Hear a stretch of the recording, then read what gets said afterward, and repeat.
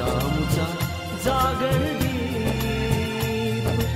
नमस्कार श्रोतेहो, जागरदीप श्राव्य दिवाळी अंक 2023च्या दीपकथी या सदरात मी सुनीता निगम आपणा सर्वांचे सहर्ष स्वागत करते. दीपकथीच्या आजच्या भागात आपण ऐकणार आहोत एका असहाय्य अंध महिलेची परवड मांडणारी कथा हॅपी न्यू इयर. या कथेचे लेखन व वाचन केले आहे प्रकाश पंडागळे यांनी. चला तर मग ऐकूया कथा हॅपी न्यू इयर.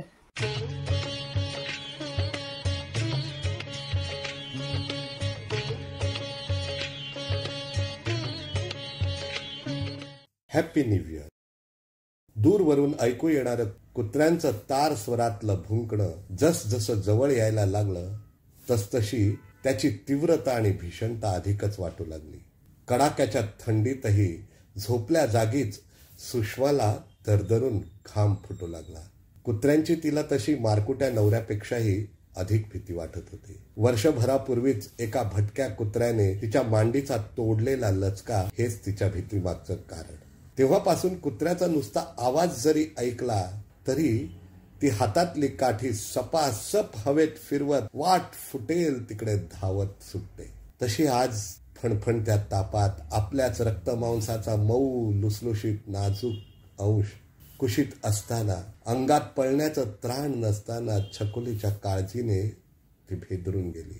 अशातही प्रतिक्षिप्त क्रिया म्हणून आपल्या उशाला ठेवलेल्या एअर बॅगेतून तिने फोल्डिंग स्टिक काढली, उघडली आणि उठून बसत आडवी धरली. तेवढ्यात थोड्या अंतरावर बसलेल्या टपोरी दारुड्यांच्या जमावातून एक दोघांनी तारवटलेल्या स्वरात 2-4 शिव्या हासडत त्या कुत्र्यांच्या कळपाकडे अर्धवट रिकाम्या झालेल्या बाटल्या भिरकावल्या आणि त्या कुत्र्यांच्या कळपाला हुसकावून लावले.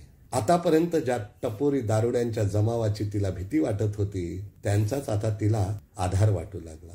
कुत्र्यांचं भुंकणं जसजसं क्षीण होत जाणारा आवाज तिला आता सुखावू लागला. भीती कमी होऊ लागली. आपल्या अंगाखालचं अर्ध ब्लँकेट तिने छकुलीच्या दिशेने अधिक ओढलं आणि तिला मायेने कुरवाळत ती तिला थोपटू लागली. कुत्र्यांच्या भुंकण्याने दचकून जागी झालेली किंचाळत रडणारी छकुली काही केल्या शांत होईना. तिच्या रडण्याला वैतागून दारुड्याच्या जमावातून तारवटलेले शब्द तिच्या कानावर आले. हे राम्या, अरे तोंडात दे ना तिच्या, लईच हायदोस घालायला लागली कार्टी.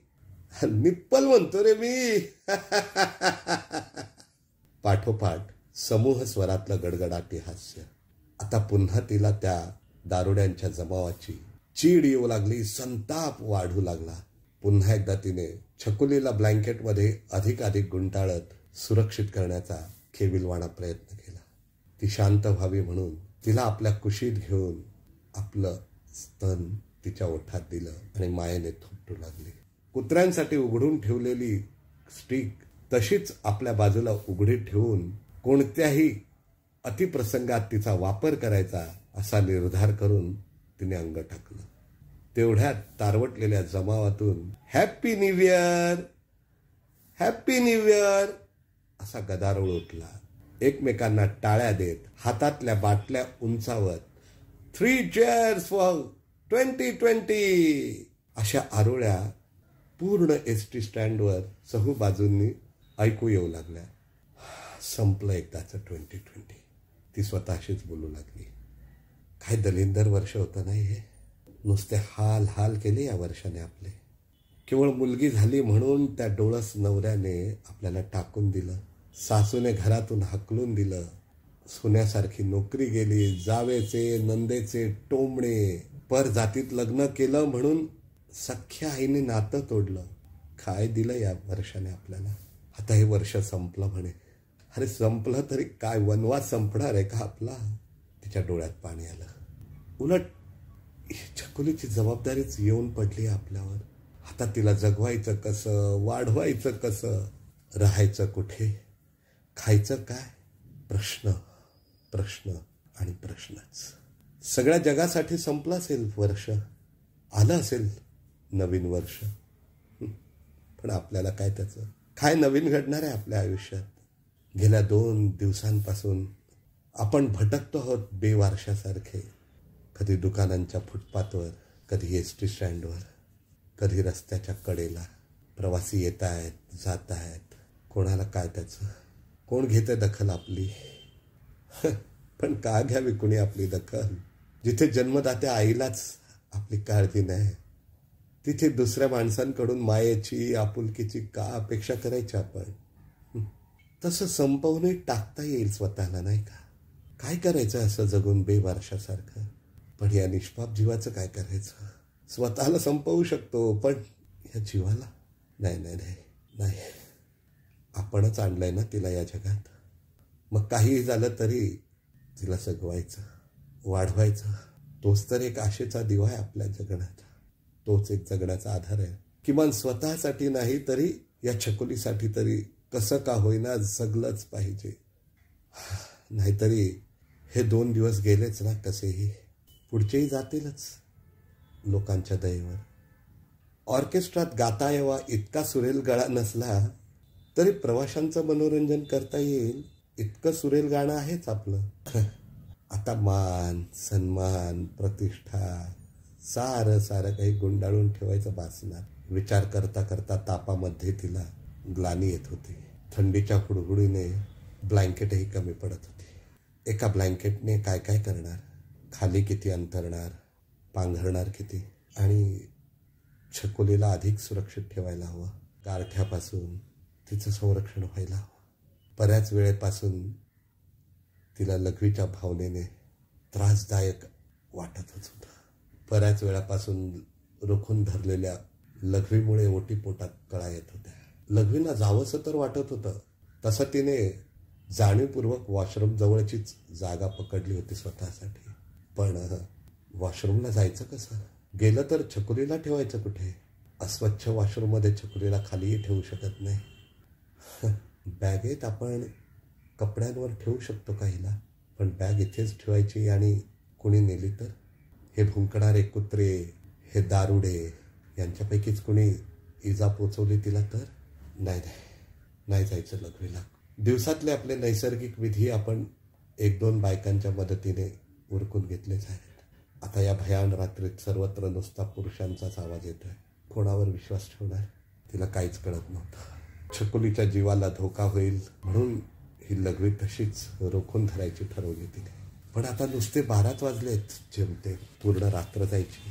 बापरे, कसा जाईल हा वेळ? हा ताप, ही थंडी, हे अपुरं पांघरूण, हा गारठा, ही लघवी ती तशीच गप्प बसून राहिली. थोड्या वेळाने झोपेची ग्लानी येते म्हणून तिने अंग टाकलं. संध्याकाळी बाटलीभर प्यायलेल्या पाण्यामुळे ही लघवीत तुंबून राहिली आहे. ते स्वतःलाच एवढं पाणी प्यायल्याबद्दल दोष द्यायला लागली. पण काय करणार होतो आपण? एका बिस्किटच्या पुड्यात भूक तरी कशी भागणार होती आपली? स्वतःसाठी नाही तर किमान या छकुलीसाठी तरी पोटात काहीतरी ढकलायलाच हवं होतं ना. पाणी तर पाणी. अशा विचारात असतानाच तिला झोप लागली. किती वेळ झोप लागली कल्पना नाही. कधीतरी रात्री तिची ब्लँकेट ओढली जात असल्याची तिला जाणीव झाली. तिने ब्लँकेट हाताने घट्ट धरून ठेवायचा केविलवाणा प्रयत्न केला. कुठून तरी ब्लँकेटमधून एक केसाळ हात तिच्या स्तनांच्या दिशेने सरकत होता. तो राकट स्पर्श होताच ती खडबडून जागी झाली. भेदरून उठून बसली. तिने बाजूला ठेवलेली काठी उचलली. त्या राकट हाताच्या दिशेने ती घरकन फिरवली. कुठेतरी फटका बसला. तो हात दूर झाला. तिच्या अंगाची आता लाही होत होती. सर्वांगातून संतापाच्या लाटा उसळत होत्या. तिने मागचा पुढचा विचार न करता उठून उभं राहायचं ठरवलं. उठून उभी राहिली. हातातली काठी गोल गोल आपल्या अंगाभोवती सपासप फिरवू लागली. बाजूला उभे राहिलेले दारुडे मागे सरकू लागले. ती किंचाळून ओरडू लागली, भडव्यांनो, एका असहाय्य आंधळ्या बाईला त्रास देताय, लाज नाही वाटत? राहू दे रे, राहू दे पांड्या. हा हिला आंधळी पण लई इज्जतीची दिसते रे. त्यातला एक दारुडा ओरडला. ती काठी फिरवतच होती. तेवढ्यात एक ओरडला, अरे उचल तिची छकुली, उचल त्या पोरीला, बघू काय करते ते. हे शब्द ऐकताच तिच्या पायातलं त्राण गेलं. ती मटकन खाली बसली. झडप घालून तिने छकुलीला स्वतःच्या मांडीवर घेतलं. घट्ट उराशी धरून ती ओक्साबोक्शी रडू लागली. नाही नाही, माझ्या मुलीला कोणी हात लावायचा नाही, माझ्या छकुलीला कोणी हात लावायचा नाही. तिचं हे किंचाळणं ऐकून फलाटाच्या दुसऱ्या बाजूला बसलेल्या 2 तरुण मुली धावत आल्या. त्यांनी हा प्रकार पाहून तिच्या हातातली काठी हिसकावून घेतली आणि किंचाळू लागल्या त्या जमावावर. मूर्खांनो, एका असहाय्य बाईला त्रास देताय? षंढांनो, लाजा नाही वाटत? कॉलेजची मुलं हातणारे तुम्ही, चला निघा. त्या मुलींचा आक्रमक अवतार पाहून तो जमाव पांगला. त्यातल्या एका मुलीने आपुलकीच्या स्वरात विचारलं, ताई, काही मदत हवी आहे का तुम्हाला? कुठे जायचंय का? तिचे हे आपुलकीने गोथमलेले शब्द ऐकून सुषमा भानावर आली. कुठे जायचंय का? हो, मला जायचंय, मला वॉशरूमला जायचंय. ती तोंडातल्या तोंडात पुटपुटली. एवढ्या वेळापासून दाबून धरलेल्या लघवीची भावना आता पुन्हा उफाळून आली. सुटकेचा एक मार्ग सापडला. आनंदाची लकेर तिच्या चेहऱ्यावर दाटून आली. पण दुसऱ्याच क्षणी त्याच मुलींविषयी तिला शंका वाटू लागली, संशय येऊ लागला. या मुलींनीच आपल्या छकुलीला पळवून नेलं तर? नाही, त्या चांगल्या घरच्या वाटतायत. किती आपुलकीने बोलत होत्या, किती आश्वासक वाटत होता त्या मुलीचा स्वर. विश्वास ठेवायलाच हवा कोणावर तरी. पण आपण ज्यांच्यावर विश्वास ठेवला त्या प्रत्येकाने धोका दिला आजपर्यंत आपल्याला. कटू अनुभव आलेत आपल्याला खूप, पण हा अंगातला ताप भरून आलेली हुडहुडी, तुंबून ठेवलेली लघवी, छकुलीची काळजी, कसा मार्ग काढायचा यातून? ती प्रचंड अस्वस्थ होत होती. त्या मुलींवर विश्वास ठेवल्याशिवाय आता पर्याय नाही. छकुलीला त्यांच्यावर सोपवायचं आणि स्वतःला मोकळं करायलाच हवं. मला टॉयलेटला जायचंय, ती धीर करून म्हणाली. चिंता करू नका ताई, आम्ही नेतो ना तुम्हाला. चला, त्या छकुलीला माझ्याकडे. तिने काळजावर दगड ठेवून आपल्या छकुलीला त्या मुलींच्या हवाली केलं आणि टॉयलेटच्या दाराची कडी घाबरत घाबरत लावली. घाईघाईने ती सलवारची नाडी सोडू लागली. चुकीचं टोक ओढलं गेल्याने नाडी सुटण्याऐवजी अधिकच घट्ट बसली. त्यामुळे ती स्वतःवरच प्रचंड वैतागली, संतापली. बाहेर आपली छकुली सुरक्षित असेल ना? त्याही परिस्थितीत तिने दाराला कान लावला. पळून तर गेल्या नसतील ना त्या मुली? हाताने ती गाठ सोडवायचा प्रयत्न करत होती. अखेर कशी तरी गाठ एकदाची सुटली. रात्रभर तुंबवून ठेवलेली लघवी तिला मोकळं मोकळं वाटत होतं. आवेग मोकळा होत होता. लघवी संपत नव्हती.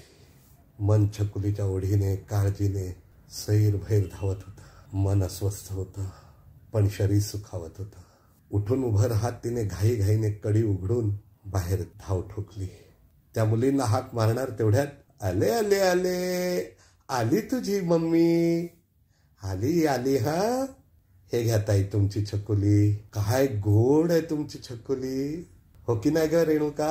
हो ग हो, खरंच किती गोड आहे ना ही छकुली.